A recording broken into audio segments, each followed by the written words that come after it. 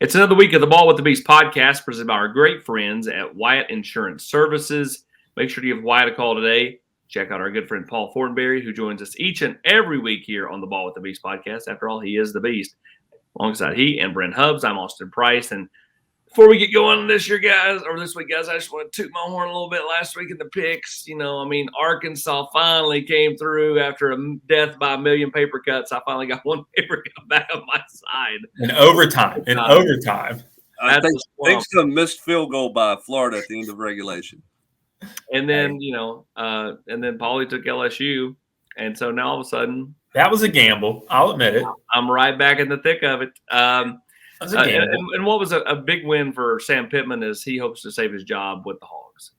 Yeah, it was an interesting weekend in the conference. Obviously, the LSU team I was hoping would show up, and Tuscaloosa did not show up. And, Alabama looked really good, and Milroe looked really good. And then, we took the Gators, and Arkansas comes in there, and surprisingly – they looked really good. Now, hey, one thing to caveat there, I should have looked this up beforehand. Raheem Sanders returned over 100 yards rushing in that game. And KJ Jefferson, he was great. I get it. But having Raheem Rocket Sanders back, that was a big deal for Arkansas. There we go, Paulie. Nobody calls that kid. It may have influenced my pick this week. I'll say this. KJ Jefferson, just let him run, right? There's no point in protecting him at this point. And just the best thing he does is run the football, let him run it. And he kind of carried Arkansas down the stretch there. And that was a huge, huge win for Sam Pittman. A huge win. Bad loss for Billy Napier. That's not a good loss for Billy Napier because you look at what they've got left on the schedule. They've got a pretty rough finish. You got Florida State, you got Missouri still left on that schedule. I don't think Arkansas is going to get bowl eligible, but that was one to kind of stave off the Wolves a little bit. If you're Sam Pittman, we'll see what they can do moving forward here. They got a chance to get good. I don't think they will. But down to the Missouri game, I think that Missouri game might tell the tale whether they can get bowl eligible, which means Tennessee beats Missouri this weekend, then they play Florida and then Arkansas to close. Missouri could go from the greatest of highs heading into November to, kind of a dud finish. This month could, tell a lot of tales for them as well. Around the conference, Ole Miss travels to Georgia, Brent, and what is a big game for any team still holding out hope, like Tennessee or Missouri for that matter, holding out hope that Georgia may drop a couple of games and let somebody else slide into Atlanta. Yeah, listen, Georgia's not as good as Georgia has been the last couple of years. That's not to say they're a bad team, okay, by any means, because they're not. They're not what they have been, Paul. And you know what? Sometimes teams kind of have somebody's number a little bit. And for whatever reason, Missouri seems to match up well against Georgia. Yeah. They had a chance to win that game in Columbia last year, which was that Missouri team a year ago is not nearly as good as this Missouri team is. They had a chance. And they put themselves in a chance to win this game. For whatever reason, they seem to match up pretty well with Georgia. Georgia just can't run it. They can't do some of the things they want to do overall, but they're still Georgia, and it's still all going to go through Georgia when it's all said and done. Yeah, Brent, you said it correctly that they're not as good as they have been the last couple of years, but they're still good enough. You know what I mean? They play good enough on defense. They've figured out who they are offensively with Carson Beck. I feel like that you go as he goes because the running game's not there. And to transition into this weekend's game, it'll be really interesting to see if Ole Miss can keep up against Georgia's defense. I think Georgia will be able to score against Ole Miss, but can Ole Miss keep up? And they're playing really well as well. Quinshon Judkins it feels like he's back to his old self. He kind of got off to a slow start at the beginning of the year, and he's playing really well now. Jackson Dart, the big criticism on Lane has been the last two Novembers. They've kind of no-showed. We talked about that last week, and what a massive statement game this would be for him at Ole Miss to be able to pull it off. And I think they have the talent to do it. But, man, Georgia's just – it feels like one of those teams that maybe, when Nick had it rolling 5, 6, 7 years ago, that they're just so stinking hard to beat, even if they're missing maybe who you think they were the year before. They've just got something about them, their mentality. Hubbard, this may hurt our ears a little bit. I think Bobo's offensively coached a little bit better the last few weeks than I thought he was going. After he let Carson Beck kind of start flying around a little bit, they have an identity finally, which they weren't missing. Don't tell the Georgia fans that, because they don't like it. They don't like you like him at all.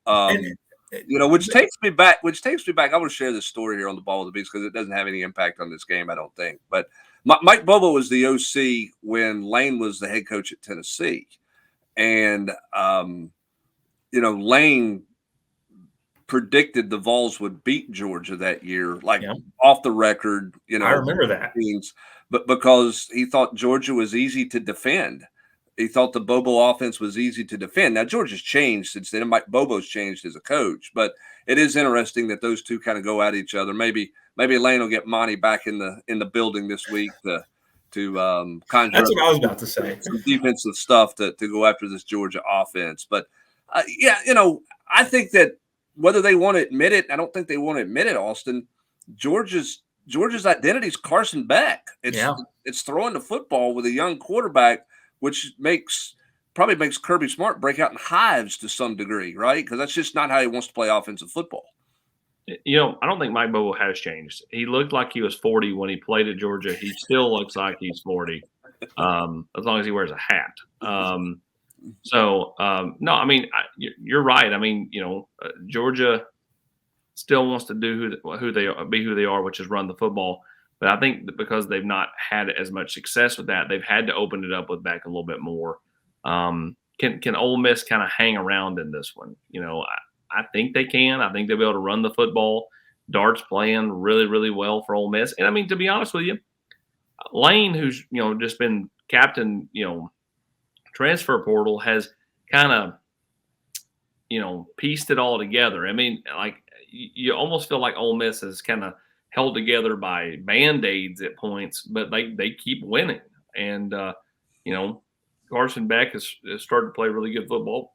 I mean, kind of realizing kind of his ranking coming out of high school. And I think this is going to be a really good football game. I think for Tennessee and Missouri, both teams who are holding out hope that, Ole Miss can beat Georgia and present a little doubt before Georgia comes to Neyland next weekend, it's good that you play that game ahead of this game, because you're going to go into it thinking, okay, we have a shot. We have to go take care of business. We still have a shot, and then the chips will fall where they may at that night game at 7:00 with Georgia and Ole Miss in Athens. But that it's going to be an extremely tough atmosphere. Ole Miss got to survive the start. I mean, they've got to survive the start. Kentucky could not.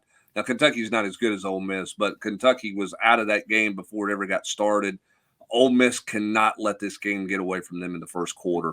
They've got to get settled in quickly in the game. Missouri did a good job of that last week. Can Ole Miss do that this week on the road? Two teams who cannot afford to lose another game are the Gators and the Tigers at LSU. Now, LSU's in a little better spot than Florida is, but Florida needs another win for bowl eligibility. They close out with three really tough ones: LSU, at Missouri, and then, of course, Florida State out of conference. And if they're going to make a bowl game, they're going to have to get one of these next three. LSU, Brian Kelly can't really afford to lose another one either. He's already dropped 3 this year. Yeah, I think it's this is an LSU favored team. I don't know how else to think about it. They're at home, offensively way more explosive than Florida, even though Florida can score points, even against Arkansas, I think 36 points last week. Put up a ton of points, take out the Georgia game. They've been able to score some points, but I just don't think that, I don't think Graham Mertz is a quarterback. I know he's had a couple of good games, like I said, but I just don't think they can keep up with Jaden Daniels. And this is a big game for Billy Napier, though. He's got, I don't know if would you call Tennessee a signature win that early in the season? Yeah. Maybe, but are people going to remember that come December? No, I mean, Billy Napier, the Florida coach, is until conference realignment finishes and we get rid of, this traditional rival games and everything else. I mean, at Florida, you're judged by 3 games. Tennessee, well, really 4, but you got the Tennessee game, you got the Georgia game, you got the LSU game, and you got Florida State. Yeah. And right now, I mean, he's got one in his career, and that's Tennessee. And so this one's I think this is a tough matchup for the Gators. Here's my thing: is Jaden Daniels, is he the Heisman? Should he be the Heisman Trophy winner, Paul? Man, no, not right now. I think it's ahead too of early. him? Who you got ahead of him? Brock Bowers. All right. See, I think it's still too early. Who's going to have? Too early. Who's going to? Yeah, It's November. Hey, right now? Who do you like? Who's in your conversation? Let's put it that way. Yeah, okay. Jaden Daniels is in the conversation. I think Michael Penix has to be in the conversation. That's where my mind goes to right now. Is he has 2 signature wins.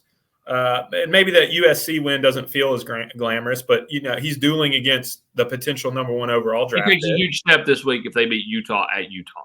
Yeah, that means they'll beat USC at USC, Utah, and Oregon at home. I just don't. And now, obviously, Caleb Williams a year ago did it. I think USC had 3 losses last year, right? And Jaden Daniels, LSU has 3 losses. But man, I just. Because I think in 2 weeks, LSU could be 7-5 in 2 weeks. It could be. You're right. And I don't think I'm saying right now. I mean, again, nobody should vote on. I think I still go with Michael Penix right now, just because he has a couple signature moments. That drive against Oregon. Now you don't get to watch unless you're intentionally looking to watch Pac-12 football. Our mind, we'd all rather watch an SEC game than random Pac-12 football. So that's why I think it's a little bit skewed. Jaden Daniels in the conversation, but I think I'm going with Michael Penix right now. Yeah, and to your point, Penix was atrocious against Arizona. He played against Arizona, but nobody saw that game, right? Yeah, you're right. The game finished like at 2:45 in the morning. I'm the only one watching that game on the East Coast, just because football's on and I get a chance to sit down and not do anything and watch football. He was really, really bad in that game. They stole that game on a questionable pass interference call, but nobody pays attention to that. All the highlights they do see, and that is the signature wins that he has, which helps them, no doubt. And in North Alabama that night, you heard. I mean, that's why we cut him. Oh God!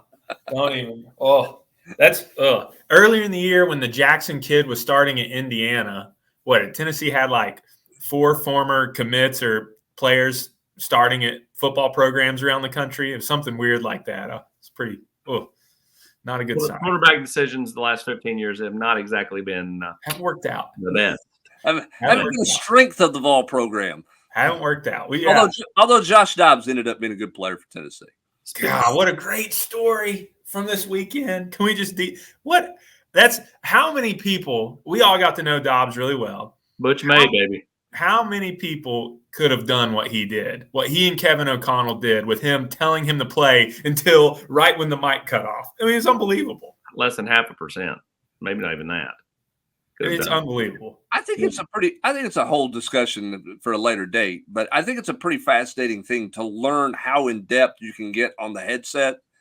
And why would there be a college coach out there not interested in having one of those? Because how much could you help a freshman quarterback in the college game by just going no huddle? Hey, we'll call it at the line, and you got your Waffle House menu over your face. You go, hey, we're going high-low to the right here. Work tied in to the slot receiver, and your back's the late release. Okay, go. I always feel like college football practice that line all week. I've heard him say it like 4 or 5 times. Why does college football is so archaic? So I watch high school. Markel played high school football, and they're on the sidelines, and they're watching huddle in between series. The offensive line is around a TV, and they're all watching huddle. They can watch film as the game's going on. You go to the NFL, they have the tablets. It's not film, but they're watching. They're looking at every single picture, right? Like it's film. They're swiping through, and then you've got the headsets, and then here comes college football, and we have a signal scandal going on because they won't embrace technology. And not all the schools have enough money. Man, those helmet you have enough for all the coaches to have receivers. Like it would take another couple $100 to put them in some helmets. I just don't get it. Tradition never graduates, Paul. Never forget that. It feels like that sometimes. But yeah, hey, kudos to Dobbs. But yeah, outside of that, Tennessee's quarterback recruiting has not panned out well the last 15 years. Do you know what the old school college football way of doing things is, Paul? Lame. Love The old school Volquest. Old. That's old right there. It's probably 20 years old these days. Now we turn our attentions to Como, or as I call it, the Boneyard. If you've ever seen the Boneyard scene from The Lion King, where the hyenas and Scar live, that's what it's like driving from St. Louis to Columbia, Missouri. That's 100% correct. Except for you see, instead of dead gazelles, it's dead bucks. We at one point thought AP was going to be a dead animal on the side of the road driving from St. Louis to Columbia one day. That's right. I was sick. Although we all get sick at one point in our life. That's right. I just happened to get sick when it was 3 degrees, and I sent Sarah Mitchell out into the cold to shoot that game. Even though I got better, I got to feeling a little bit better at halftime. I was like, she can have it. She can finish it out. She wants to be able to say she shot the whole game. This is a game, Tennessee has ran wild against Missouri the last couple of years, and now Tennessee is running an attack as strong as it's ever been. Yeah, man. Every week I say this, and I'm going to continue the Jalen Wright. I know there's been some injuries in the SEC and the running back stable this year, but who's a better running back than him in the conference right now? Well, technically, by stats, the running back at Missouri, but not quite the same because he gets a lot more carries. But Jalen Wright, he'll carry the ball 12 times and have 117, 118 yards. Carry the ball 8 times and have 106 yards. I mean, that's what's the most impressive thing to me is when Tennessee sticks with the run, the guy's going to pop one. Obviously he did it against UConn at the beginning of the game, and we were expecting that. But even against tough teams, man, when Tennessee sticks with it, he pops one, and then he consistently gets 6-7 yards. And AP, I think you're correct. I think Tennessee's running game is going to be the key. Now, Milton's been playing really well. And he has not been making mistakes, and that's the kind of ball he has to continue to play. Tennessee has to stay on schedule. I don't think Columbia, Missouri is not as intimidating a place to play a game as Tuscaloosa or Athens. So they can't have the pre-snap penalties that has killed them on the road the last couple of years.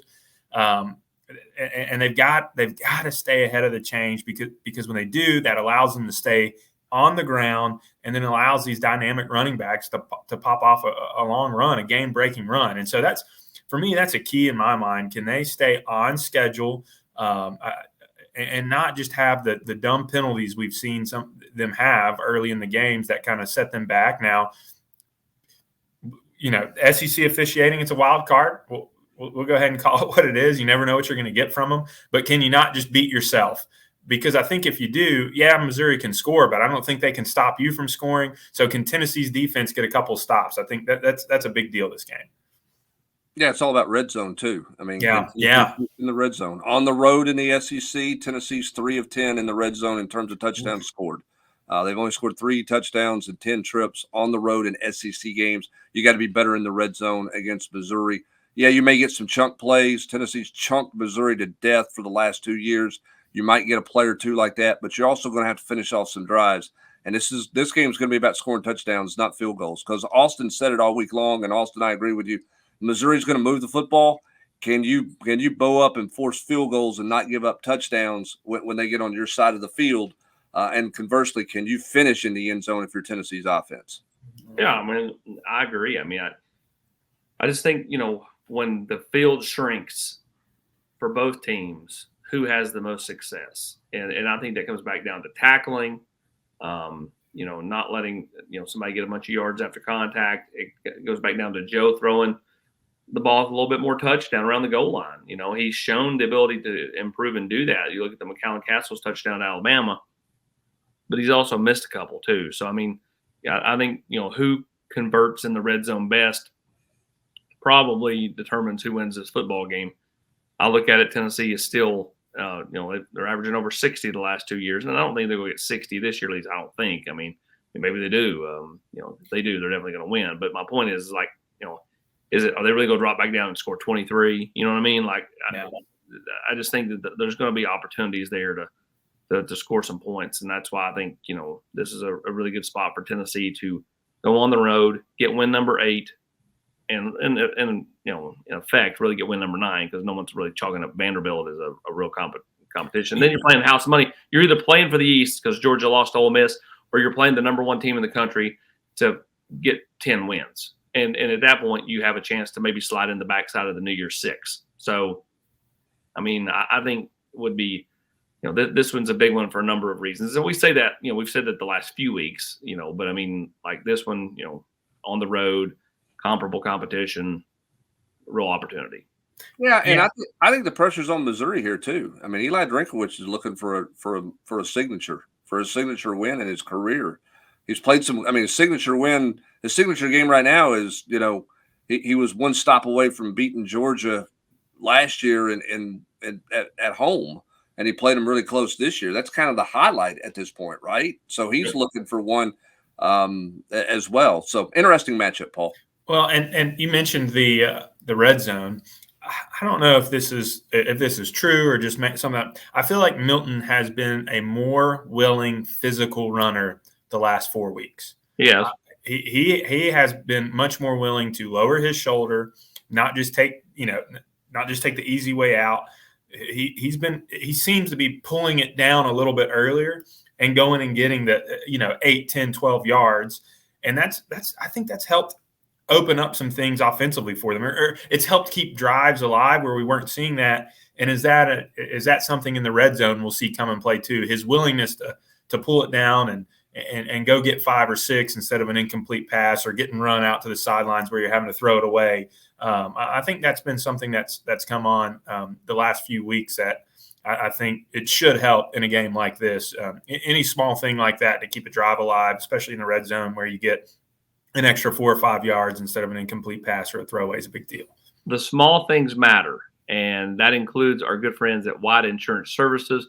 Paulie, you guys are there, rain, snow, sunshine, always there to help your clients. And, I know that the client base is very, very important to you. They're like family. Yeah, absolutely. And AP, you mentioned that the details matter. They do in insurance almost more than anything. So many people have had a claim, or a business have had a claim, and it wasn't covered by their insurance company because they didn't know their coverages properly. And we take a lot of pride in that, making sure that you understand every aspect of your insurance policy, whether that's with your business or with your home, your auto, whatever it is, or on the healthcare side to make sure your employees are taken care of. We get into the details. We help educate our clients so that they are confident in the decisions they're making, where, we talk to so many business owners and managers where I never really knew what I had. And we want to clean that up. We don't want you to feel like it's muddy in terms of what you're paying for your insurance coverages. So we love getting into the details and helping our clients learn more about their coverages. So absolutely give us a call at 865-862-3997 or shoot me an email at paul@wyatt.insurance, and we'll absolutely help you understand more about what your business and your family needs for insurance. Really strong insurance group over there, and can help any place inside the state of Tennessee, especially if you're in East Tennessee. The only thing stronger, though, were my picks last week. 8-0, Paulie. 8-0. Look at me. I'm right back in the thick. Paulie's got a 1-game lead at 73-12. Austin and Brent tied at 72-13. What a show last week. I'm going to jump you this week, Paulie. At least I think. I don't know. I took a gamble with LSU. I took a gamble. I thought I'd break it wide open. I thought I had a couple games to play with because I did not see Arkansas beating Florida, and then we had a missed kick at the end of the game and sent it to overtime. But still have the lead. It's the most important thing. So I'm interested to see how the picks turn out this week. Do we have I don't know what will happen. Yeah, the picks are in. Let's take a look at the first handful of games before we get to the Missouri Tennessee pick. And it is chalk across the board. No movement this week. But who's there to pick it up? I mean, the only one I toyed with on this one, to be honest with you, was Auburn at Arkansas. Because can Arkansas handle a little success? Auburn on the road, not been very good. Arkansas with a little footing. Maybe, and you mentioned the run game coming back. That Auburn defense is pretty good. That's a toss-up game there. I thought somebody might go Auburn in an upset, but I knew Austin was going with the Fighting Sam Pittmans because he's leading that bandwagon. So I just kind of nestled in behind him for a draft because I'll pick up a game or two on him later in the year, but I wasn't going to take a chance on losing one there. That was a strategy pick by me. Pittman finishing strong, hanging on. Derek Dooley is the OC at Arkansas next year, playing Tennessee. That's what we all want to see. That's going to happen. You mark Dooley goes in to run the offense in Fayetteville. I honestly thought about it, much like I did a week ago when I thought about taking Jacksonville State against South Carolina, and I didn't. I thought about taking Vanderbilt. I had no thoughts to take. I mean, Bama's easy. I thought South Carolina was easy. Hubbard, I was with you. I thought about Arkansas or Auburn at Arkansas. I really thought about it, but just what we saw last week offensively out of Arkansas versus if Arkansas can score 30, I don't think Auburn can. I think it was that easy. I took a second to think about taking Ole Miss at Georgia. And then I quickly just said, no, I don't know that I trust. I don't know that I trust. Here, part of it is I don't know that I trust Lane to win a big game in November until I see it. I got to see it to believe it, Hubbard. And then, Florida at LSU. Give me LSU all day. And then State at A&M. Coaching change. I think that thing is going to be a one-year deal. Which one? Mississippi State. Yeah. I don't think the guy's contract is guaranteed the way they wrote it. Yeah, the buyout's like $4 million. Yeah, I think it's a 1 year kind of. Yeah, I think. What he screwed up is he tried to change too much. Look at Lenore City on a local level here.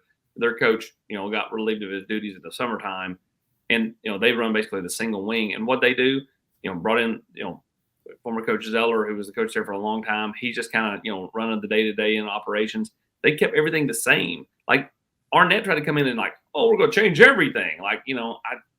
Quarterback's not really set up for that.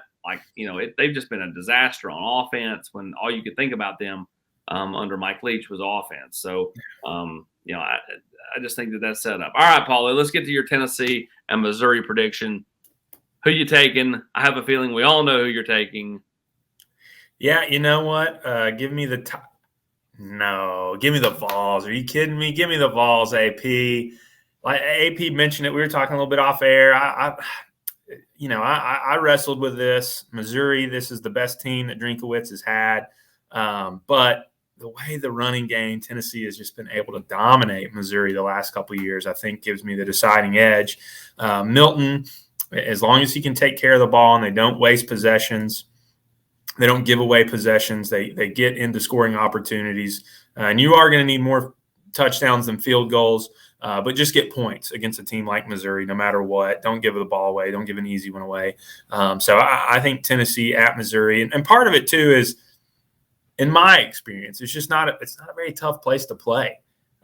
It's 3:30. Is everyone in Columbia going to actually show up for the game, or they got something else going on? Are they going to sit on those white rocks for 4 quarters in the end zone and be loud? I mean, what a horrible place to sit and watch a football game for 4 hours. That CBS, it's going to be a 4.5 hour game. So yeah, give me Tennessee in this one. I really like the Vols in this matchup. So I think the weather is huge in this one. I mean, instead of playing at night and 40 and 30 degrees, you're playing at 3:30.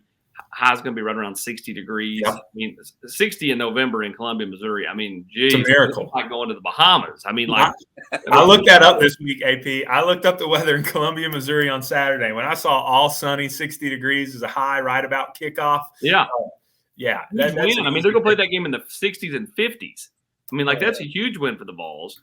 I'm with Paul. I just, for my we'll pick ours on Friday. Here's what I was surprised by: the over/under was only 58. That's a 28-30 game. I'm stunned by that. I think this gets closer to 40 for both teams. I can see that. 42, 40, 42, 38, something like that. That's where I see it. I like Tennessee if they're in the 40s. I like Tennessee if they got 40 points in this game. I really do. And that's not a knock on Missouri's offensively, but I mean, boy, that means Tennessee's really humming and really clicking on offense. I think Tennessee could be comfortable if they're in the 40s.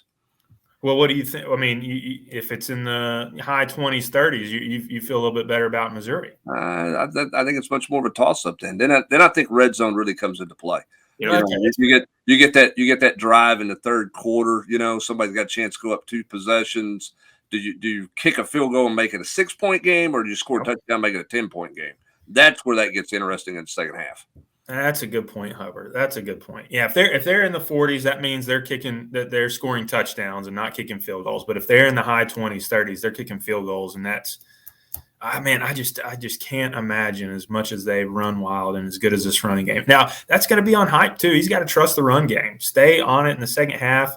Hopefully, Jalen Wright. I get it against UConn. You don't play him in the second half, but don't let him disappear either. I don't know if that's his thing or he's getting tired or something, but I don't know how you don't give him 20, 22 carries. And I love Sampson. I think Small's a good back. But, man, this is a game where I ride that kid until it's, I give him 22, 25 carries. Well, if they do, then he's running for 177 and 2 scores, Paulie. It's going to be a nice night for the Vols. A lot of good points made on this podcast. We'll be back with you next week where we'll preview the Georgia game and the rest of the SEC action. Be sure to like and subscribe. Get this out to more Tennessee and SEC fans. And give Paul a call today at Wyatt Insurance Services. The number 865-862-3997. As for Paul, I might even tell you a good front pocket wallet story from time to time. He is Paul Thornberry and Brent Hubbs. I'm Austin Price for the Ball with the Beast podcast presented by our great friends at Wyatt Insurance Services.